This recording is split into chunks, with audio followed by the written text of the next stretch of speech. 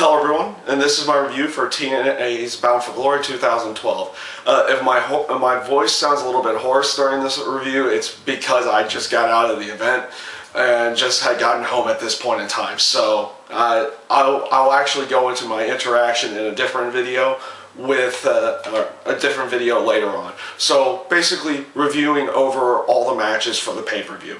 The Zima Ion RVD match, I was kind of glad that this one's opened up the show, mostly because it was just thrown together at the last moment. The match itself was it was okay. It was fairly paced, very quick action to it. The only thing that came off weird to me was just the timing of the finish. Usually it just didn't feel like at that point it was time for the match to be over with. But so basically saying it came to a somewhat abrupt end.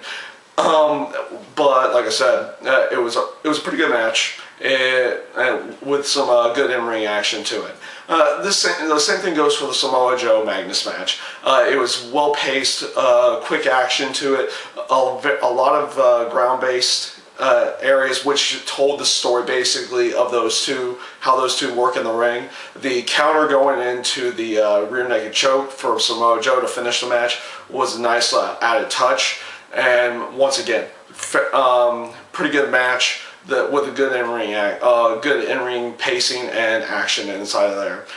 This comes on to the third match of the night, which, if you were there live or watching on pay-per-view, was worth to me, even though there's other phenomenal matches, this one as well was just worth the price of admission. The James Storm Bobby Roode street fight, it just came off so well. It was hard hitting. It was everything you typically want out of a street fight. You know, you had the weapons in there. You had the hard hitting action inside of there. I was glad the King Mo portion of the match was just, you know, very short, and he didn't have too much to do with the match. It focused mostly around James Storm and Bobby Roode, where it needed to be. And like I said, it came off so well, where street fights, at least in my mind, can either fall flat or end up being absolutely amazing. This one falls under the absolutely amazing for the street fight between Bobby Roode and James Storm. So the next match with Joey Ryan and Al Snow. Honestly, this match I felt was probably going to be the worst on the card, and it came off actually pretty good. It definitely didn't come out as bad as I thought it could have gone. Joey Ryan is a very good worker in the ring. Al Snow, of course, in the past was a good worker in the ring, but you know, with him aging and everything, you didn't know how his in-ring interaction was going to be. And like I said, it came off okay. It did not come off bad in any way, shape, or form. Matter of fact, I'll go ahead and say it right now. There wasn't a bad spot on this pay-per-view. All the matches were really good, and it was some way, shape, or form. But with the ending of the Joey Ryan and Al Snow match, it was nice to see Matt Morgan come in there. They had done that little tidbit before with him interfering at a house show, so it was nice to see him do another interference here and return to the company at this point in time. This brings me to the triple threat tag team match: Chavo Guerrero, Hernandez, Christopher Daniels, and Kazarian, and Kurt Angle and AJ Styles. Once again, much like the Storm Roode match, this match alone was worth the price of admission. It was of course great in-ring action, great storytelling going through the match with each side. It was just an overall great match, and just general at that point in time. This brings me on to the next match, the Miss Tessmacher versus Tara match for the Knockouts title.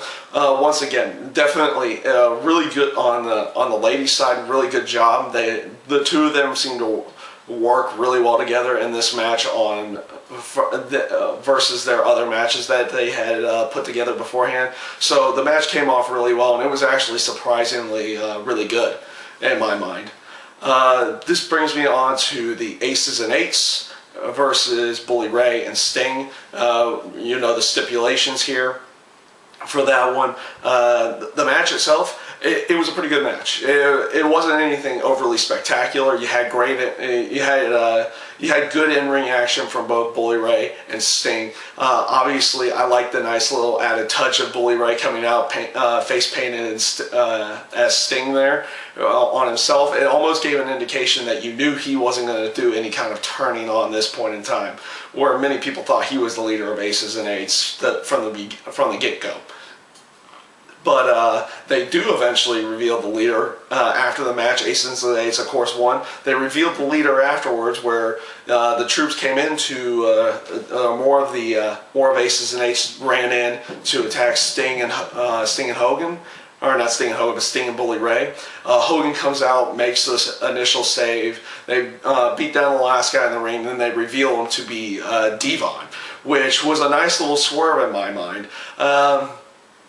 Mostly because I think in story terms this was a nice little swerve, because they had passed it off as him being just completely gone from the company. And they did a really good job of making it seem like he was completely gone. They made him forfeit the television title. He hadn't been appearing anywhere. So that was a nice little added touch to that.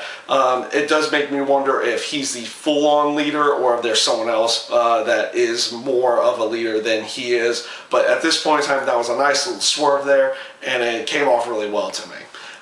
This leads me into the main event of the night, which was Austin Aries and Jeff Hardy. Once again, just great match between the two of them. Their in-ring and out-of-ring action came off extremely well. They were spot on their spots.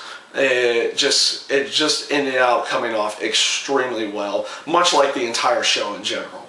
But yeah, that's pretty much all I have on the TNA Bound for Glory pay-per-view for this year. I do thank you guys for watching. Once again, it was a great show, and you guys have a nice night.